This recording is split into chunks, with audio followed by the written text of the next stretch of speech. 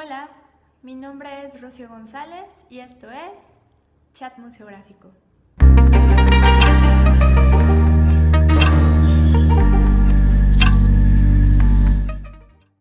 El día de hoy tenemos el placer de charlar con Linda Surek Morón, diseñadora industrial de la Institución Universitaria de Bellas Artes y Ciencias de Bolívar, que ha recibido formación en museología con profesionales de la Universidad de La Habana y el Museo Nacional de Bellas Artes de La Habana. Cuenta con 15 años de experiencia en el diseño de espacios y mobiliario y desde hace 12 años trabaja con entidades culturales en diseño museográfico de exposiciones y coordinación de eventos sobre patrimonio material e inmaterial. Es miembro ordinario del ICOMP Colombia y actualmente es coordinadora del área de museología del Santuario San Pedro Claver en Cartagena de Indias. A su vez, es directora cultural de Azoárabe Cartagena de Indias, organismo que congrega a árabes y sus descendientes en el Caribe colombiano. Linda, bienvenida, buenos días, ¿cómo estás? Muy buenos días, Rocío, desde acá de la calurosa Cartagena de Indias, en Colombia. ¿Ustedes cómo están? Bien, aquí estamos muy lluviosos y fríos, ¿no? Entonces, bueno, Linda, estoy muy emocionada de que estés con nosotros el día de hoy porque Linda trabaja en el Museo de Pedro Claver en Cartagena de Indias. Es un espacio súper interesante porque es un espacio patrimonial, es un museo patrimonial y Linda se encarga de la museografía de este espacio. Entonces, hoy quisiera platicar contigo qué peculiaridades le ves tú a trabajar en un espacio histórico para resolver un área expositiva. Bueno, son muchas cosas, ¿no? Pero quisiera iniciar contándole a la gente pues, que nos está viendo qué es este lugar. Este lugar, bueno, es el santuario de San Pedro Claver. Es una obra de la Compañía de Jesús en Colombia y de hecho pues el santuario es el lugar donde vivió y trabajó este personaje, un sacerdote jesuita del siglo XVII, elevado a los altares a finales del siglo XIX y que también es el patrón de la provincia de Colombia, ¿no? San Pedro Claver hizo un trabajo muy importante bajo, o sea, teniendo en cuenta el contexto de la época. Estamos en el siglo XVII, en plena colonia española. Eh, Había, pues, Cartagena era un puerto donde se llegaban y vendían los esclavos y de ahí distribuían los esclavos a las diferentes partes. O sea, era una cosa completamente aberrante. Había muchas cosas complicadas en esa época. Era una época también de la Inquisición.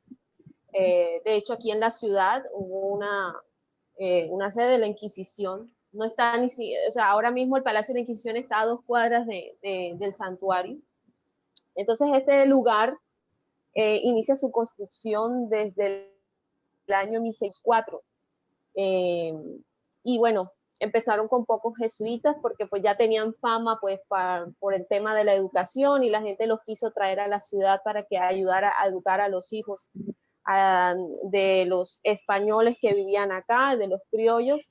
Sin embargo, la Compañía de Jesús siempre pues ha tenido ese carisma hacia el acompañamiento a las comunidades más necesitadas.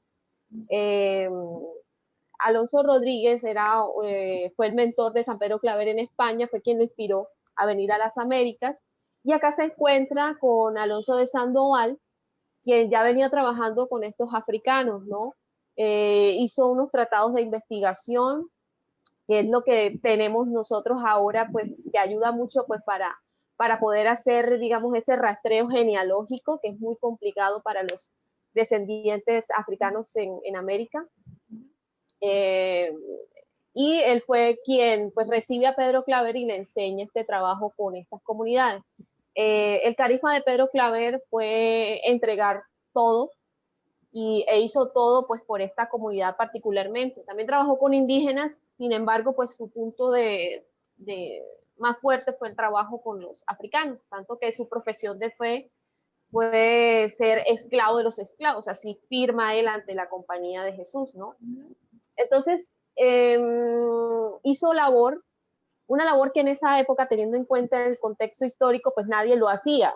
Sabemos cómo se le trataba a los africanos esclavizados en esa época, y San Pedro Claver rompió mucho de esos paradigmas, ¿no? Y eso quedó muy ligado a la memoria de la ciudad.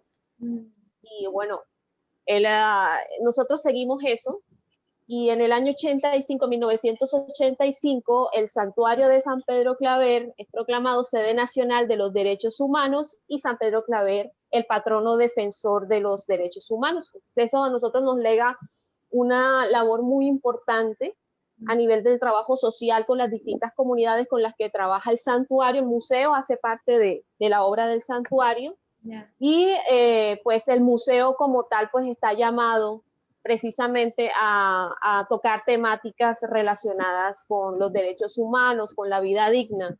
Claro. Entonces digamos que eso es el contexto para contarle un poquito al público de qué va un poquito nuestro museo. Que está increíble, ¿no? Porque también tiene, la exposición no solamente se queda como en el documento histórico, en el cuadro histórico, en el mueble, etcétera, sino que también toda esta labor social que se va creando alrededor de la cultura y alrededor de este mismo espacio, que está súper interesante. ¿Con qué te has encontrado en tu trabajo profesional? ¿Qué es lo que te llama la atención o te gusta de trabajar en este espacio?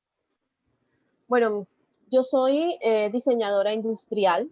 Ajá. Sin embargo, siempre tuve esta necesidad de trabajar a partir de la cultura, a partir del patrimonio.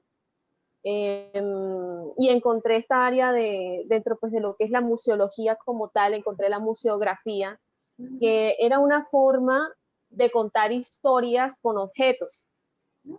Y pues el diseño también de elementos para poder exhibir correctamente estos objetos, ¿no? Sin embargo, pues a lo largo de mi trabajo he podido pues también trabajar temas como de curaduría también. Pues a mí me gusta mucho la historia del arte y creo que me he dado mucho a la tarea de investigar, de no quedarme allí, entonces pues eso me ha dado pues un poquito de la oportunidad de trabajar en otras áreas también referente a museos. Sin embargo, pues la museografía creo que es el fuerte pues más al cual más estoy llamada, y bueno, que me he encontrado particularmente. Bueno, en la ciudad muchas de las entidades museales se encuentran en el centro histórico. Entonces trabajamos con edificaciones que tienen mínimo 300, 200 años. En el caso del santuario ya tiene unos 400 años. Entonces nos encontramos muchos retos, porque muchos de estos edificios están protegidos por la Oficina de Patrimonio, ¿no? La Oficina de Patrimonio local y nacional, ¿no? En el caso del santuario, el santuario es un bien de interés cultural. Entonces hay unas ciertas normas, unas ciertas reglas que tú tienes que cumplir. Y entonces tienes ese reto de contar historias, de realizar unos montajes museográficos, pero que respeten el edificio. Entonces, a la hora de la toma de decisiones, siempre es un reto, toca pues apoyarse en los demás compañeros del equipo, pues para tomar la mejor decisión, siempre llamando pues al arquitecto o arquitecto encargada. En este caso nosotros tenemos una arquitecta encargada pues del área del edificio, y siempre con ella pues conversamos siempre lo que se va a hacer cuando se va a hacer una intervención un poco más más fuerte hacia el edificio, ¿no? Claro. Entonces, uno de los retos que tenemos, por ejemplo, es que nosotros no podemos usar muchos avisos, porque le quitamos la naturaleza al edificio, o sea, la experiencia del edificio, la atmósfera del edificio. Si tú pones demasiados letreros de siga por aquí, suba por aquí, pues ya deja de ser un edificio del siglo XVII, XVIII, que ha sido pues lo que es su vida constructiva, y entonces confundes al público, entonces le quitas la atmósfera, que también el museógrafo tiene que estar llamado a cuidar la atmósfera. Claro. Entonces digamos que esos son un poquito poquito los retos que nos encontramos en el tema museográfico en un edificio patrimonial. Claro. Y es bien delicado, o sea, de qué forma puedes presentar las cosas que sean atractivas, porque también tienes que llamar a la gente a que le interese, ¿no? A que Claro. quiera entrar a esa sala o ver ese objeto, etcétera. Pero tampoco, o sea, sí es un equilibrio bien frágil entre eso, la atmósfera de este espacio histórico y que no vaya a ser como demasiado estridente la propuesta que tú tienes, ¿no? Exacto, y ahora también hay otro reto, que es que la museografía no puede competir con la obra. Claro. Cuando tú estás trabajando con exposiciones de arte, Uh-huh. tu museografía tiene que trabajar para narrar la historia que quiere contar la pieza de arte que está exhibida. Entonces, ahí también se complica un poco porque, bueno, tú como diseñador quieres meter, pero no puedes. Entonces, tienes que ser muy sutil en la selección de estructuras, en la selección de colores. Tienen que trabajar siempre con la obra. Yo sí he visto muchas veces, a veces museografías muy cargadas que me quitan el protagonismo de la obra. Entonces acá tenemos, eso es lo bueno de que sea un edificio patrimonial, porque es que te obliga a que tu museografía sea sutil, no Sí, puedes claro. hacer mucho. Claro que sí. Entonces, pues te ayuda un poco, creo que es un poco de todo. Bueno, es que es difícil, ¿no? También como diseñador, pues sí, obviamente uno tiene la necesidad, y es una necesidad, ¿no? De hacer Total. algo que sea interesante, una propuesta, pero sí, pues tienes que tener este equilibrio con el ego, ¿no? Y respetar entornos, lo cual está interesante. Eh, Sí, sí. ¿Qué te acuerdas o qué exposición consideras que ha sido o qué montaje que tengas dentro de este espacio consideras que ha sido como un acierto o algo que te deja así como muy satisfecha en tu trabajo en el espacio del museo? Bueno, eh, creo que, bueno, nosotros hicimos, y de hecho fue mi primera, como mi primer trabajo grande dentro del museo, primera toma de decisiones grande dentro del museo fue precisamente una de las salas principales, la sala de arte religioso Tulio Aristizábal, que es el contenedor de parte de la colección de arte religioso. Nosotros tenemos una colección que va desde el siglo XVII hasta el siglo XX, Wow.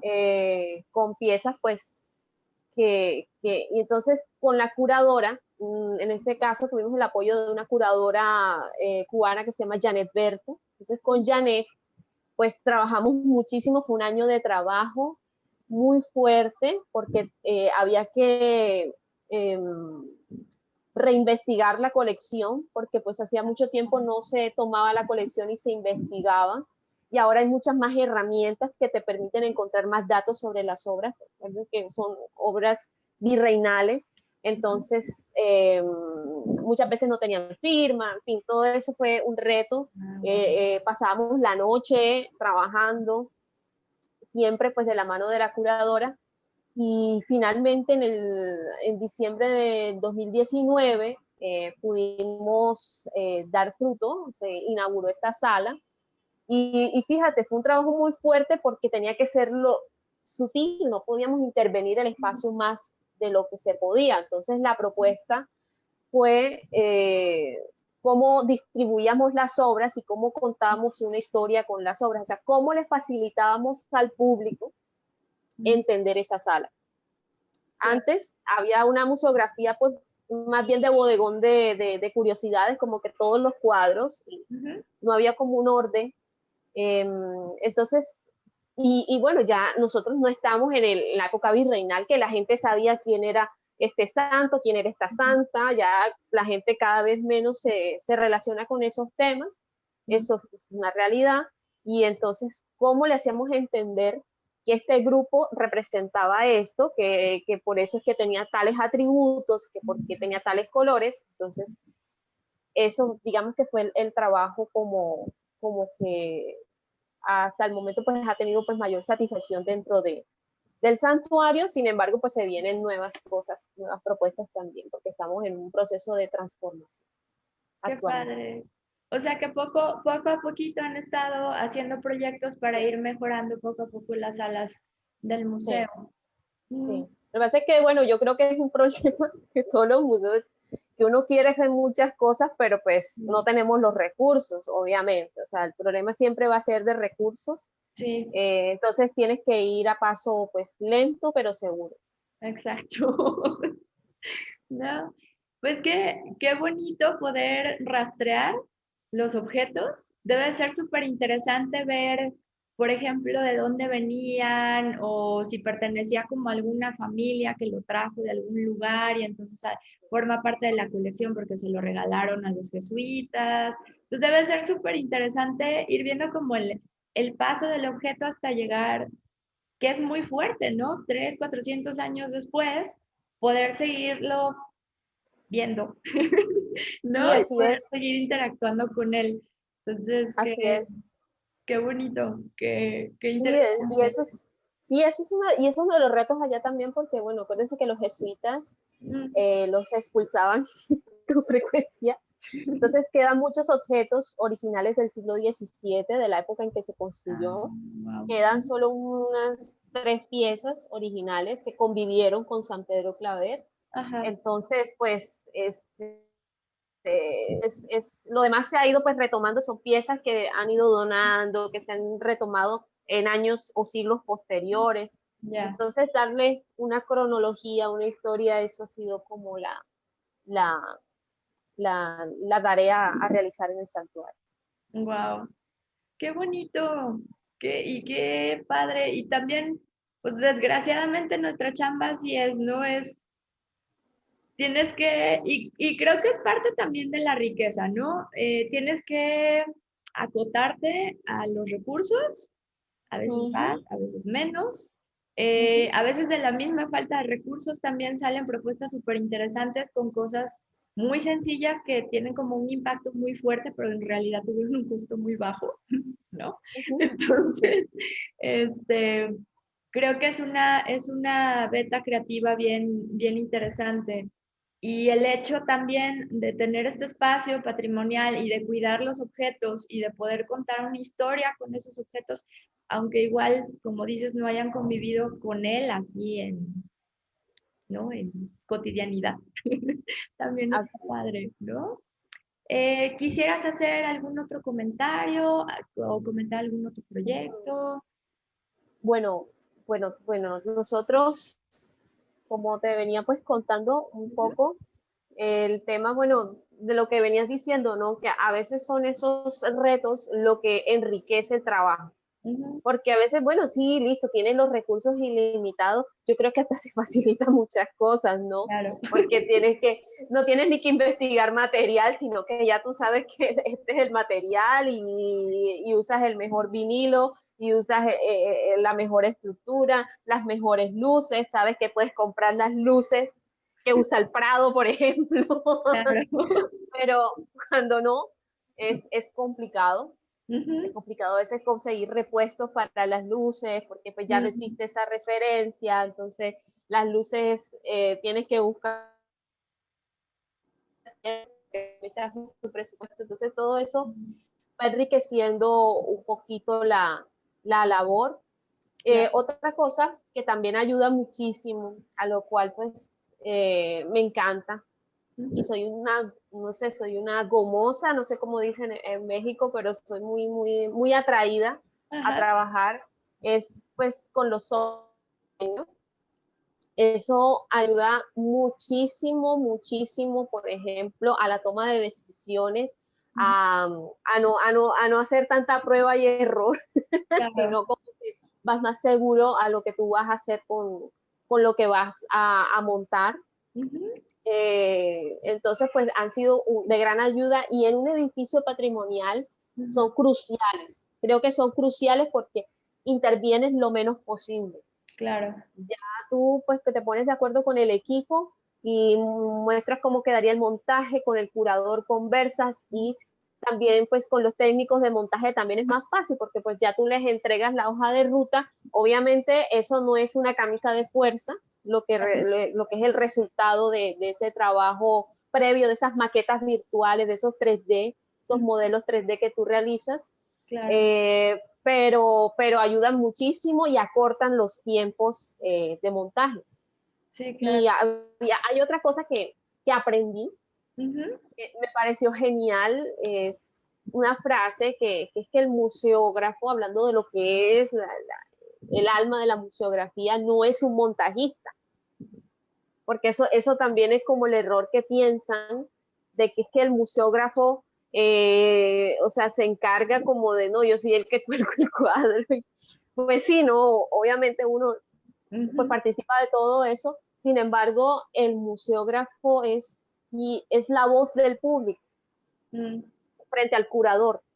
O sea, tú estás con el curador y el curador te dice, yo quiero esto así, pero entonces tú siempre tienes que, como museógrafo, ponerte de parte del público Mm. y decirle, bueno, pero es que, fíjate, la gente camina por aquí y si Claro. tú le pones esta obra de esta, de pronto no la ve o de pronto no entiende la comunicación que hay entre la obra que está y la que sigue. Ya. Entonces, pues, eso es lo que a mí me gusta, ¿no? Que uno es un narrador de historias con Sí, objetos. sí, sí, Entonces, sí, pues eso sí. era una cosita que quería añadir, por ejemplo, a los museógrafos o la gente que está empezando nueva en el mundo, Ujú. que, que eso es lo bonito del oficio. Sí, sí, es un oficio muy bello. Es muy cansado, es muy demandante.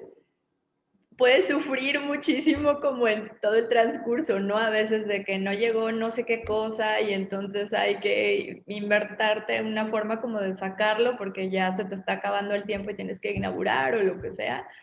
Pero es una satisfacción muy, no sé, a mí es algo que me encanta y se me hace, no sé, es así como eso, poder contar historias con el espacio, poder, poder hacer que la gente también disfrute y también igual, si nos va bien y está padre, que aprendan una cosa que no sabían, ¿no?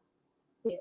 O sea, ni siquiera uno se pone así como súper megalómano pensando sí, van a salir expertos, o sea, no importa. Con el hecho que te salgan con una pregunta y que busquen algo de información después, creo que ya es así como, como un gran logro. Sí, totalmente, totalmente. Sí. Y es que esa es una de las misiones del museo, pues hasta la fecha, hasta que el ICOM pues ya, digamos, como que resuelva el tema de la definición del museo, Ujú. eh, es educar, ¿no? Somos parte de esa educación integral. Por eso es que es importante que la gente vaya a los museos porque es una educación que no tiene edad. Mm, Usted claro. niño aprovecha, usted adolescente aprovecha, usted adulto mayor aprovecha. Mm, Siempre se entera de cosas pues que no estaban dentro del radar, entonces pues claro. es eso, ¿no? Es la gratificación de que la gente se vaya con preguntas, más que con respuestas, sino que se Sí, vaya con preguntas. sí, sí, totalmente. O que igual, por ejemplo, en tu caso, como estás hablando de derechos humanos, pues que se vaya con, ¿no? Que se cuestionen cosas que igual no se habían Sí, claro, cuestionado, ¿no? así Esa es. comodidad moderna, ¿no? O simplemente tu diario, tu día a día, cómo puede transformarse, ¿no? Con unos años de diferencia. Entonces creo que es muy interesante. Así es. Y creo que, por ejemplo, para nosotros ha sido muy importante alimentar ese diálogo con el programa de exposiciones temporales. Mm, Creo que nosotros en los últimos años hemos trabajado muy, muy fuerte eh, para que las exposiciones temporales no sean solamente la exposición show del ya, gran artista que demoró 3 días, ¿no? Que son necesarias, ¿no? Que son necesarias para que el museo siempre tenga ciertos movimientos y haya variedad de público. Sin embargo, el museo tiene que tener un discurso, ¿no? En el caso de nosotros, nuestro discurso está en clave de derechos humanos. ujú, Entonces, hemos trabajado mucho, mucho con los artistas locales, retomar el valor del artista local. Cartagena de Indias es riquísimo mm, en plásticos, o sea, hay artistas en todas partes, ¿ya? Entonces, creo que es algo que no se agota. Nosotros creo que siempre vamos a tener exposiciones temporales con artistas locales porque siempre están proponiendo y el tener una escuela también de bellas artes en la ciudad pues ayuda ah, mucho, wow, ¿no? claro, Entonces, le hemos apostado a eso, al artista local, ujú, pero el artista local, no solamente el arte por el arte, sino el arte con un mensaje, ¿no? Claro. Entonces, nos hemos arriesgado y hemos tenido unas puestas en escena fuertes, con mensajes fuertes, porque la gente que, pues, como te digo, llamarlas a la reflexión. Claro. Y en este caso, pues, con la situación que tiene mi país ahora, pues, le hemos apostado a estos artistas jóvenes que están participando de las jornadas de paro nacional aquí en Colombia y le hemos dado un espacio para que ellos muestren el trabajo que han hecho durante, pues, jornadas, ¿no? Y ha sido, pues, la respuesta ha sido maravillosa. Nosotros incluso pensábamos que, pues, de pronto, pues, iba a haber cierta rechazo, pero no, la gente ha apoyado esta exposición, la ha acogido mucho, nos han hecho llegar muchos mensajes positivos. Entonces, pues, incluso nos arriesgamos a que pintaran el piso colonial, pues lo hicimos porque es que yo, el país atraviesa ciertas cosas y yo les dije a los muchachos, no, tenemos que hacer algo que realmente la gente, pues, se impacte y la gente realmente con esa intervención que ellos hicieron in situ del espacio del museo, pues enriqueció muchísimo la muestra, ¿no? Entonces, hay veces que toca romper los paradigmas precisamente, pues, para poder también llegar a un diálogo o una mediación con el público mucho más profundo. Claro. Ay, Linda, pues muchísimas gracias por querer hablar el día de hoy con nosotros y esperamos seguir platicando contigo próximamente. Claro que sí, con muchísimo gusto. Desde el Santuario de San Pedro Claver, pues estamos muy honrados también de participar de este espacio. Muchísimas gracias por la invitación, Rocío. Gracias. Y con nosotros, siempre vamos a estar allí, pues, para lo que necesiten. Muchas gracias. Nos vemos. Bueno, chao. Les agradecemos haber estado con nosotros. Los esperamos en el siguiente chat museográfico.